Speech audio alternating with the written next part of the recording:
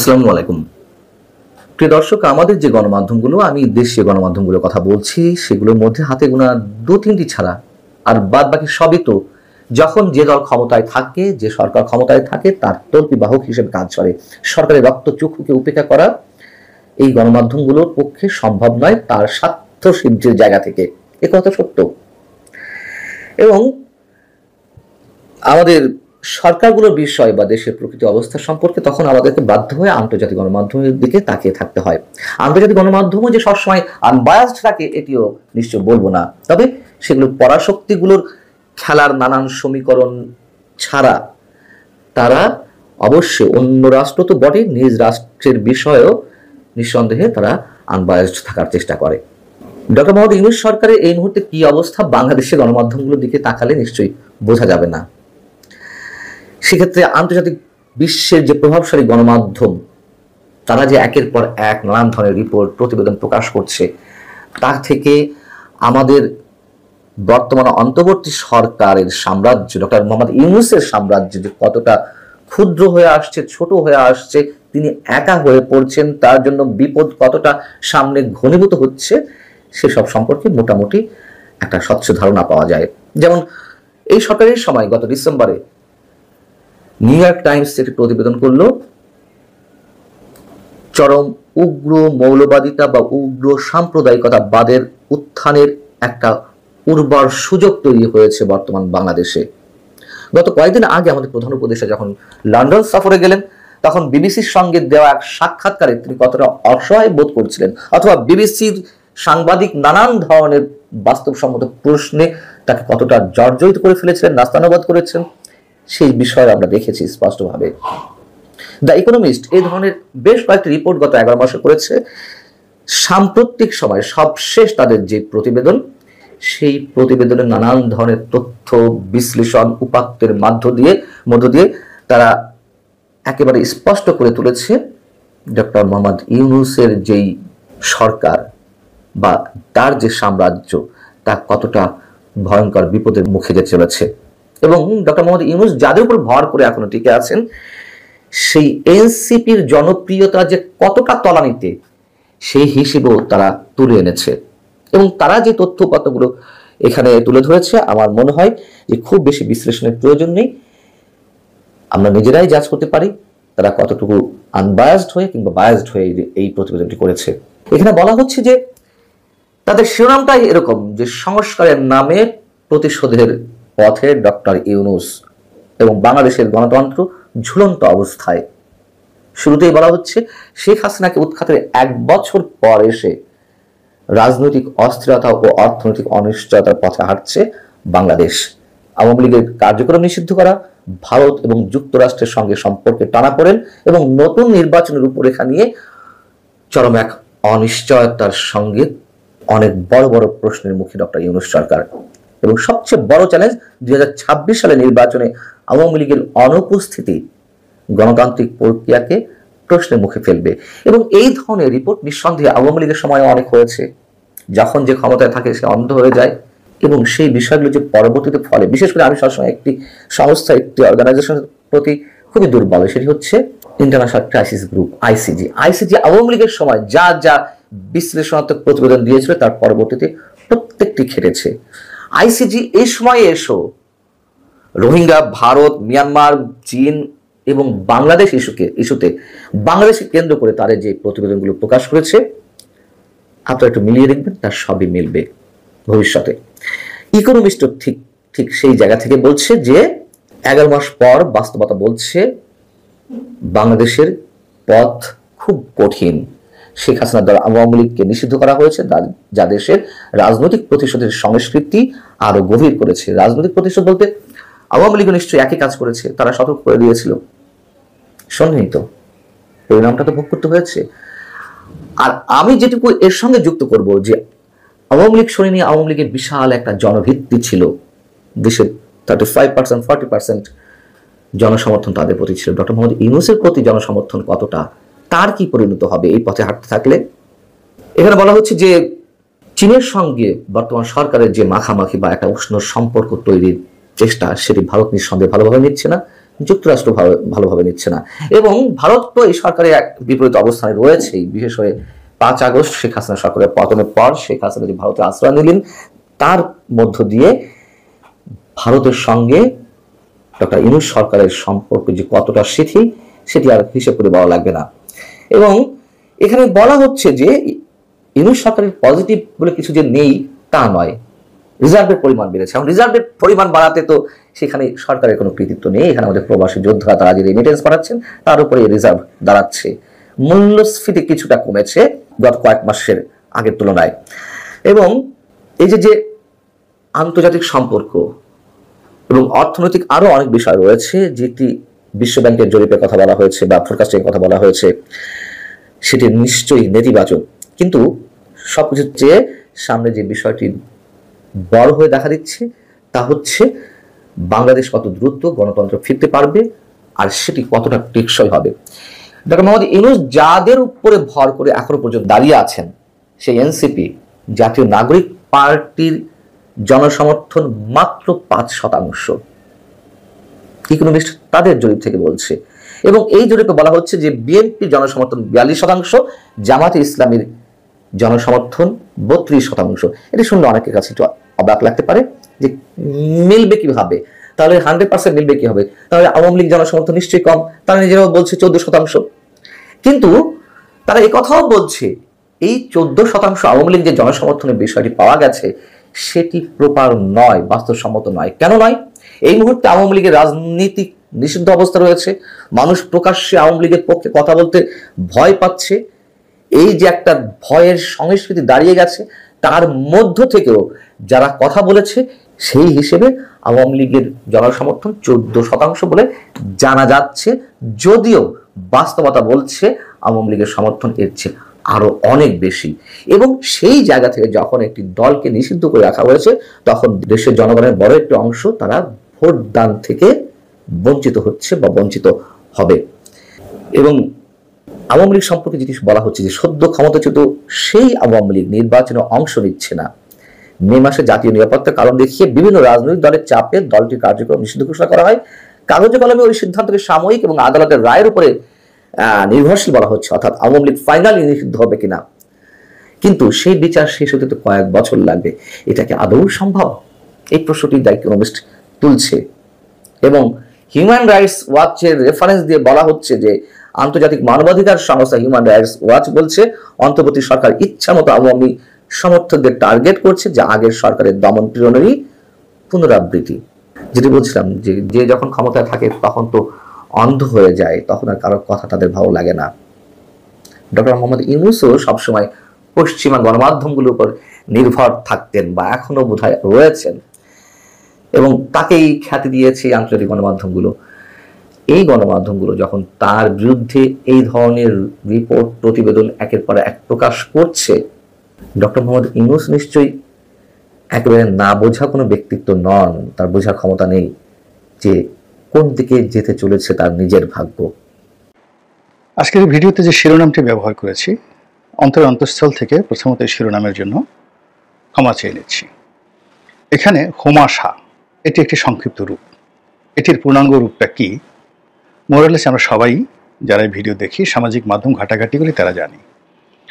এই শব্দটি পরিপূর্ণভাবে উচ্চারণ করার মতো রুচি, শিক্ষা কোনোটাই আমার নেই। কিন্তু ঘটনা যেভাবে ঘটেছে বা ঘটে চলেছে, তাতে এই সংক্ষিপ্ত রূপটি ব্যবহার করা ছাড়া আমি আসলে পুরো বিষয়টিকে বুঝাতে পারছি না। তো এই জন্য আমাদের সমাজটি এমন একটা জায়গাতে চলে গেছে যে কিছু মানুষ তাদের লাজ লজ্জা হারাতে হারাতে এমন একটা অবস্থাতে পৌঁছে যায়, আপনি তাদেরকে বিড়ালকে যেভাবে কথায় কথায় লাঠি মারেন, আছাড় দেন, কাটা খাওয়া বিলাইয়ের মতো চর থাপ্পড় মারেন, ততক্ষণ পর্যন্ত সে কিন্তু বুঝতে পারে না যে তাকে শাসন করেছে। এরকম মানুষের মধ্যেও কিছু মানুষের অবস্থা এমন হয়ে যায়, তাদেরকে গালি না দিলে এবং তাদেরকে আঙ্গুল দিয়ে খোঁচা না দিলে, চিমটি না কাটলে আপনি তাদের যে হুঁশ রয়েছে বা তারা যে সম্বিতে রয়েছে এটা আপনি বোঝাতে পারবেন না। এখন আমাদের এই সমাজে গালাগাল, তারপরে মব, আক্রমণ, বেইজ্জতি, অসম্মান, অমর্যাদা প্রদর্শন, এগুলো যতটা ডাইরেক্ট হয়ে গেছে, ধাক্কাধাক্কির পর্যায়ে চলে গেছে। সেক্ষেত্রে আপনি খুব ভদ্র ভাষায়, প্রমিত বাংলায়, আকার ইঙ্গিতে যদি কাউকে বলেন, তো সে বলবে মূলত আসলে সে আমাকে এই কথাটা বলেনি, অন্য কাউকে বলেছে। তো এজন্যই মূলত এই যে সাংকেতিক যে শব্দটি হোমাশা, এটিকে ব্যবহার করতে হয়েছে। আপনারা যারা আমার নিয়মিত দর্শক, তারা যদি এই বক্তব্য দ্বারা আহত হয়ে থাকেন, আমি যাকে বলা হয় ক্ষমা চেয়ে নিচ্ছি। এখন মূল ঘটনায় ফিরে আসি। ঘটনাটা হলো যে প্রকৃতি কখনো কখনো কাউকে সুযোগ করে দেয়। অনেক সময় অনেক মন্দ মানুষকেও প্রকৃতির সুযোগ করে দেয়। অনেক ডাকাত, অনেক গুন্ডা, অনেক বদমাশ, অনেক ধর্ষণকারী। আল্লাহ রাব্বুল আলামিন অপার দয়ার সাগর। তো তিনি জানেন, সবকিছু জানেন যে এরা এই কাজই করবে। অর্থাৎ তাকে যদি সুযোগ দেওয়া হয়, চোর সুযোগ পেলে আবার চুরি করবে, ডাকাতি আবার ডাকাতি করবে, যারা ধর্ষণকারী তারা আবার ধর্ষণ করবে। কিন্তু সেই বিষয়গুলো প্রমাণ করানোর জন্য আল্লাহ রাব্বুল আলামিন তাদেরকে কখনো কখনো সুযোগ দেন। এর কারণ হলো বিপদে পড়ে মজলুম হয়ে কিছু কিছু মানুষ এভাবে কান্নাকাটি করে আল্লাহর কাছে, এভাবে অশ্রু বিসর্জন দেয়। মনে হয় যে তারা যদি সুযোগ পেত, আল্লাহ যদি তাদেরকে দয়া করতেন, তাহলে তওবা তো নসওয়ার মতো, অর্থাৎ নসওয়া যেভাবে তওবা করেছেন ওভাবে তারা তওবা করে ভালো হয়ে যেত। আমি জেলখানাতে গিয়ে দেখেছি অনেক লোক যারা আমার সঙ্গে জেলে ছিলেন, বিএনপির, জামাতের, তাদের সেই অনুশোচনা দেখেছি। তারা সবাই বলেছেন যে যদি একবার এই জেল থেকে ছাড়া পান, এই দেশে তারা থাকবেন না, চলে যাবেন। বাকি জীবন তারা আল্লাহর ওয়াস্তে তারা কাটাবেন, দিনের খেদমত করবেন, এবং আর যে অন্যায় বা যে সকল মন্দ কাজের জন্য তারা সাজাপ্রাপ্ত হয়েছেন এদিকে যাবেন না। সারাক্ষণ নামাজ, সারাক্ষণ কোরআন শরীফ তেলাওয়াত, হাতে তসবিহ। আমি কারণ নাম বললাম না, আমি এদের মানে সেই দেবত্ব, অলিত্ব, তাদের যে যাকে বলা হয় স্রষ্টার প্রতি তাদের যে আনুগত্য, এই বিষয়গুলো দেখে আমি মোহিত হয়ে গিয়েছিলাম। কিন্তু এই যে জুলাই আগস্ট বিপ্লবের পর তাদের অনেকেই জেল থেকে ছাড়া পেয়েছেন। তাদের আচার আচরণ, চাল চলন, মানে আমি অবাক হয়ে যাই যে যে অপরাধের দায় নিয়ে তারা জেলখানাতে গিয়েছিলেন, এই গত 15 বছর তারা জেল খেটেছেন, এবং জেল থেকে বেরোনোর পর সেই তাদের যে ক্ষতি হয়েছে 15 বছরে, সেই 15 বছরের ক্ষতি তারা 15 দিনের মধ্যে উসুল করার জন্য যে অপরাধ করেছেন, সেই অপরাধের কারণে আল্লাহর আরশে আজিম পর্যন্ত কিন্তু কেঁপে উঠেছে। তো এরকম যেমন আপনি দেখে রাখেন, আমি সেখানে গিয়ে যারা পুরনো জেলখানাতে ছিলেন তাদের কাছে শুনেছি 11-এর সময় আওয়ামী লীগের অনেক নেতা গ্রেপ্তার হয়েছিলেন, তাদের মধ্যে সালমান এফ রহমান সাহেবও ছিলেন। তো তিনি সারাক্ষণ কাঁদতেন, এবং আমি যে রুমটাতে ছিলাম উনি সেই রুমেই ছিলেন। ব্যালকনিতে বসে বসে তিনি কাঁদতেন, কোরআন শরীফ পড়তেন, আর বলতেন যে বের হয়ে যদি কখনো তার সুযোগ আসে জীবনে আর অপরাধ করবেন না।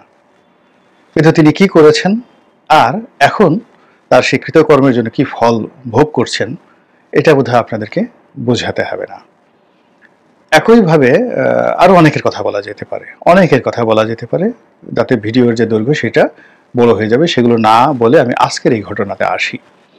সেটা হলো যে আওয়ামী লীগের জমানাতে বিএনপি, জামাত, ডক্টর মোহাম্মদ ইউনূস, এদের অনেকের উপর যে জুলুম চলেছে, অত্যাচার চলেছে, সেই জুলুম অত্যাচার দেখে আমরা ভীষণ রকম যারা সাধারণ আমজনতা তাদের প্রতি আমরা সহানুভূতিশীল ছিলাম। এমনকি আমি যখন আওয়ামী লীগের সংসদ সদস্য, সঙ্গতের কারণে আমার জামাতের বিপক্ষে কথা বলা দরকার, বা এটা না হলে আমার চাকরি থাকবে না, কিন্তু তখন আমি সাইদি সাহেবকে নিয়ে লিখেছি, বলেছি, কাদের মোল্লা সাহেবকে নিয়ে বলেছি, জামাতকে নিয়ে বলেছি, জামাতের নেতাকর্মীদের পক্ষে কথা বলেছি। এমনকি আমার দলের হাইকমান্ড নিষেধ করার সত্ত্বেও আমি নয়াদিগন্ত পত্রিকায় নিয়মিত লিখেছি, এবং দিগন্ত টেলিভিশনে টকশো করতে গিয়েছি। আওয়ামী লীগ থেকে সরাসরি নিষিদ্ধ করা হয়েছিল। এমনকি বাংলাদেশ প্রতিদিন পত্রিকায় আমি লিখতাম, প্রতি সপ্তাহে আমার 3টে লেখা ছাপা হতো। বাংলাদেশ প্রতিদিন পত্রিকা বলতে 2011-12 সালে গোলাম মোল্লার অর্ধেকটাই আমার ছিল। মানে একটা ফুল পেজ, 3 নম্বর যে পুরো পেজটা রকমারি একটা পেজ ছিল, যেটিতে প্রতি মঙ্গলবার মোগল হারেমের দুনিয়া কাঁপানো প্রেম ছাপা হতো। এরপর আমি যে ফেসবুকের স্ট্যাটাসগুলো দিতাম সেগুলো ফার্স্ট পেজে ছাপা হতো। আর প্রতি শনিবারে সাপ্তাহিক যে কলাম, এটা প্রকাশিত হতো। সপ্তাহে আমি 3টে লেখা সেখানে লিখতাম। এখন সেই পত্রিকা আমি যে টাকা পেতাম সেটা দিয়ে মোটামুটি একটা মানুষের যাকে বলা হয় পরিবার চলতে পারে। যেমন আমি এখন সপ্তাহে একটা লেখা লিখি বাংলাদেশ প্রতিদিনে, এবং প্রতিটা লেখার জন্য আমি 10,000 টাকা করে তাদের কাছ থেকে পাই। এখন সেই বাংলাদেশ প্রতিদিন আমাকে এম্পায়ার করে দিল যে দেখুন আমরা তো সবই আপনাকে দিচ্ছি, আরও লেখেন, কিন্তু এই স্বাধীনতা বিরোধী একটা পত্রিকা, জামাতের একটা পত্রিকা, সেখানে আপনি লিখছেন, তার সঙ্গে সঙ্গে আবার বাংলাদেশ প্রতিদিনে লিখছেন, এটা আসলে হয় না। প্রথম আলো এটা অ্যালাউ করে না, বড় কোনো পত্রিকা আসলে এই ধরনের অ্যালাউ করে না। আর বাংলাদেশ প্রতিদিন তখন থেকে এখন পর্যন্ত একেবারে বাংলাদেশের মানে যাকে বলা হয় বৃহৎ সার্কুলেশন নিয়ে আছে। তো কাজে তারা যখন এই এম্বার্গো দিল, আমি বললাম যে ঠিক আছে, আপনাদের পত্রিকায় লিখবই না। ফলে 2018 সালের শেষ দিক থেকে কিন্তু আমি এই 25 সন পর্যন্ত, আগস্ট মাস পর্যন্ত আমি আসলে বাংলাদেশ প্রতিদিনে লিখিনি, কেবলমাত্র নয়া দিগন্তে লিখেছি জিদ করে। এবং নয়া দিগন্তে আমি বাংলাদেশ প্রতিদিনে 10,000 টাকা করে পাই, নয়া দিগন্তে আমার টাকা হলো 2,000 টাকা, 2,000 টাকা করে লিখেছি পার লেখা, এবং এখন পর্যন্ত 5 লাখ টাকা পাই আমি। মানে গত 3-4 বছরে নয়া দিগন্তে একটি পয়সাও আমাকে দিতে পারেনি। এখন তো এই দরকার নেই, গত 5 মাসে তারা প্রচুর বিজ্ঞাপন পাচ্ছে, প্রচুর টাকা তাদের আছে, কিন্তু আমার টাকা কিন্তু এখনো তারা পরিশোধ করেনি। তাহলে এখন চিন্তা করুন যে টাকার জন্য বা অন্য কোনো কারণে নয়, মানে আমার মতো একটা মানুষ আদর্শিক কারণে তাদের প্রতি একটা সফট কর্নার বোধ করেছে, এবং আমার কাছে মনে হয়েছে যে আমার যতটুকু ক্ষুদ্র সামর্থ্য আছে এটি দিয়ে আমি তাদেরকে সমর্থন জানানোর চেষ্টা করছি, লেখনী দেওয়া, বক্তব্য দেওয়া। এরকম আমার মতো সারা বাংলাদেশে অসংখ্য মানুষ, প্রশাসন থেকে শুরু করে সবাই, অসংখ্য মানুষ কিন্তু জামাত, বিএনপি, ডক্টর মোহাম্মদ ইউনূস, তাদের সবাইকে সহযোগিতা করেছেন। কিন্তু আগস্ট মাসের 5 তারিখের পর প্রকৃতি, আমি বিএনপি, তারপরে শেষে জামাত, তারপরে ডক্টর মোহাম্মদ ইউনূস, যে সুযোগ তাদেরকে দিয়েছে, এই সুযোগ কালে ভদ্রে 100 বছরেও কোনো মানুষের ভাগ্যে, কোনো পরিবারের ভাগ্যে, কোনো যাকে বলা হয় রাজনৈতিক দলের ভাগ্যে আসে না। এখানে স্পষ্টতই দেখা যাচ্ছে যে ডক্টর মোহাম্মদ ইউনূস একেবারে আকাশ থেকে এসে তিনি এখানে অবতীর্ণ হলেন। তারপর জামাতের একই অবস্থা, সেনাবাহিনীর প্রধান থেকে শুরু করে সারা বাংলাদেশের মানুষ মানে ধরে নিল যে এইবার জামাত হয়তো রাষ্ট্র ক্ষমতায় চলে আসতে পারে। এবং যখন সেনা প্রধান থেকে শুরু করে ডক্টর মোহাম্মদ ইউনূস, তারা সবাই জামাতকে কাছে টেনে নিলেন, জামাতের আমির হয়ে গেলেন বাংলাদেশের সবচেয়ে আকর্ষণীয় পুরুষ। তার ব্যক্তিত্ব, তার চেহারা, তার সুর, তার কথাবার্তা সব মিলিয়ে তিনি একের পুরো আগস্ট, সেপ্টেম্বর, অক্টোবর এই 3টি মাস বাংলাদেশের সবচেয়ে জনপ্রিয়, সবচেয়ে আকর্ষণীয়, সবচেয়ে মর্যাদাবান, গ্রহণীয় ব্যক্তিত্বে পরিণত হলেন। তিনি যেখানে যেতেন সেখানে আলো জ্বলে উঠত। তিনি কাউকে টেলিফোন করলে তিনি সম্মানিত বোধ করতেন। এই সুযোগটা তাদেরকে দিয়েছিল। অন্যদিকে জনাব তারেক রহমান সাহেব, তাকে সবাই বাংলাদেশের ভবিষ্যতের প্রধানমন্ত্রী রূপে মেনে নিয়েছিলেন, যে দুদিন আগে হোক পরে হোক, ডক্টর মোহাম্মদ ইউনূস 6 মাস থাকুক, 1 বছর 2 বছর থাকুক, আলটিমেটলি তো তারেক রহমান সাহেবই প্রধানমন্ত্রী হবেন। আর অন্যদিকে ডক্টর মোহাম্মদ ইউনূস কি হলো, তিনি এমন একটা জায়গাতে চলে গেলেন, আমরা মানে একজন নোবেল লরিয়েট, গ্রামীণ ব্যাংকের প্রতিষ্ঠাতা রূপে তার প্রতি সহানুভূতিশীল ছিলাম। এটার মধ্যে করুণা ছিল, অনুরাগ ছিল, তারপর সহানুভূতি ছিল, কিন্তু এটা যখন রাষ্ট্র ক্ষমতায় তিনি আসীন হলেন, আমরা তাকে একেবারে ঠিক মর্যাদার আসনে, নেপোলিয়ন বোনাপার্টের মতো, এমনকি মানে যাকে বলা হয় বড় বড় অলি আল্লাহ, গাউস কুতুবদের মতো আমরা তাকে স্মরণ করতে থাকলাম। তো এই জিনিসগুলো এদের জন্য ছিল নিয়ামক, এদের জন্য ছিল নিয়ামত। নিয়ামক এবং নিয়ামত দুটো আলাদা শব্দ। কিন্তু আফসোস যে তারা কেউ এই সুযোগটি কাজে লাগাতে পারেননি। এর কারণ হলো, যখন একটা সুযোগ কাজে লাগাতে হয় তখন যে ধীরতা দরকার, স্থিরতা দরকার, যে একটা সুন্দর মন দরকার, একটা প্রশান্ত আত্মা দরকার, যে শিক্ষা দরকার, যে প্রজ্ঞা দরকার, যে উইজডম দরকার, এগুলোর অনেকটা সমন্বয়, সেই জিনিসগুলো তারা দেখাতে পারেননি।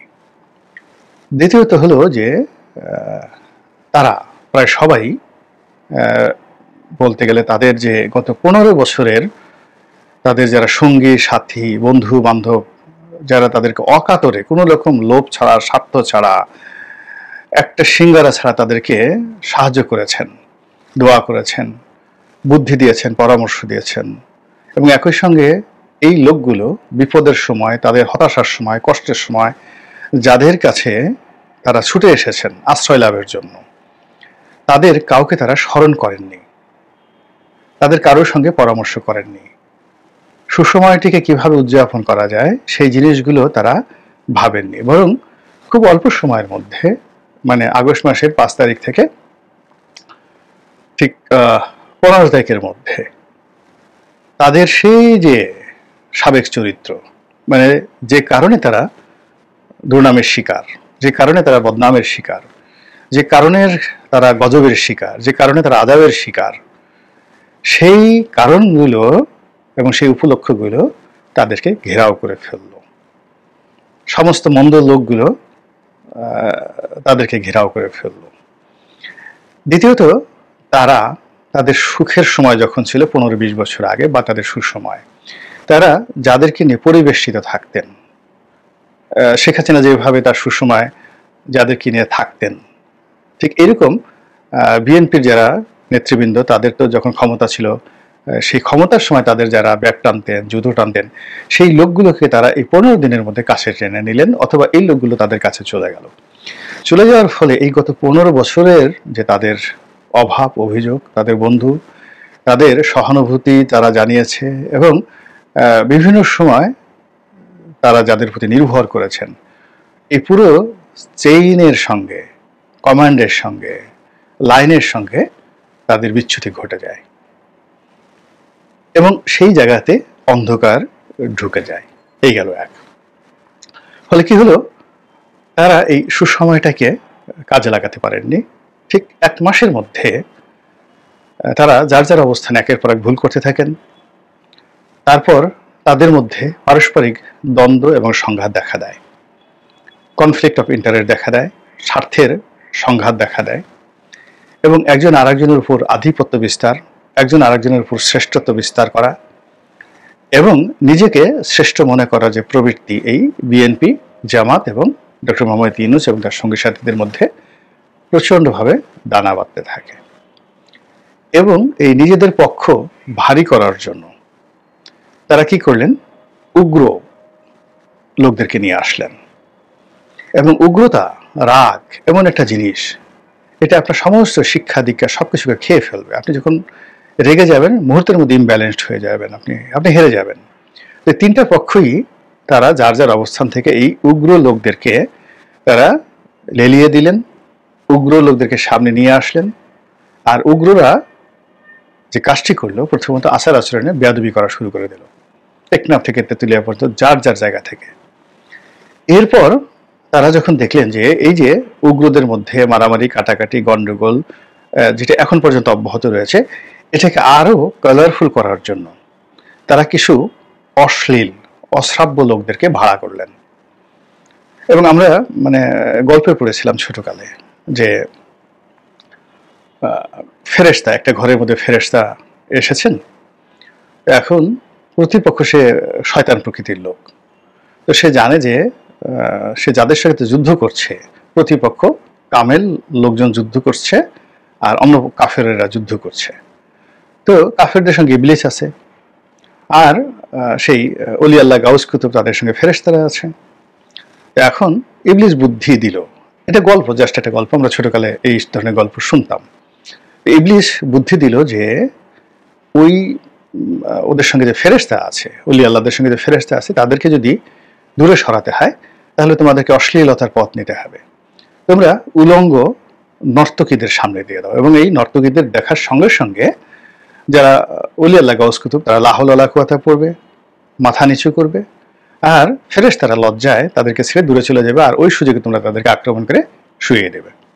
এই যে ছোটকালের শিশুতোষ গল্প, সেই গল্পটা 2025 সনে এসে কি হলো, প্রায় সবাই, বিশেষ করে জামাতের যারা সমর্থক, তারপর ডক্টর ইউনূস সাহেবের যারা সমর্থক, এরা এই অনলাইন ভিত্তিক উগ্রতা, অনলাইন ভিত্তিক মূর্খতা এবং অনলাইন ভিত্তিক অশ্লীলতা এবং অশ্রাব্যতাকে হাতিয়ার হিসেবে বেছে নিল। তারা প্রতিপক্ষকে ছোট করার জন্য, গালাগাল দেওয়ার জন্য তারা এমন সব ভাষা, এমন সব যাকে বলা হয় শব্দ, এবং এমন সব বক্তব্য তারা দেওয়া শুরু করলো। ফলে কি হলো, দীর্ঘদিন ধরে যারা জামাতকে আশ্রয় দিতেন, ভালো মানুষ, যারা জামাতকে বুদ্ধি দিতেন, পরামর্শ দিতেন, এবং যাদের কথা আমজনতা, সাধারণ মানুষরা শুনতো, তারা জামাত থেকে লা হাওলা ওয়ালা কুওয়াতা ইল্লা বিল্লাহ বলে সরে যেতে শুরু করলো। যেখানে ইবলিস আছে, যেখানে ওই ধরনের অশ্লীল লোকজন আছে, সেখানে আমাদের আসলে থাকা যায় না। ফলে কি হলো, আজকে দেখেন জামাতের অবস্থা দেখেন। ডক্টর মোহাম্মদ ইউনূসের একই অবস্থা। তার যখন দুঃসময়, সেই দুঃসময় অনেক আমলা, প্রশাসনে থেকে অনেক বিচারক বিচারের চেয়ারে বসে, অনেক উকিল বারে বেঞ্চে বসে, তারা শেখ হাসিনা রক্তচক্ষুকে উপেক্ষা করে ডক্টর মোহাম্মদ ইউনূসকে সহযোগিতা করেছেন। তারপর অনেক সংবাদপত্র, সাংবাদিক, বুদ্ধিজীবী কোনো রকম স্বার্থ ছাড়াই তাকে নৈতিকভাবে সমর্থন দিয়েছেন, তার পক্ষে অবস্থান নিয়েছেন, তার পক্ষে লিখেছেন, বলেছেন।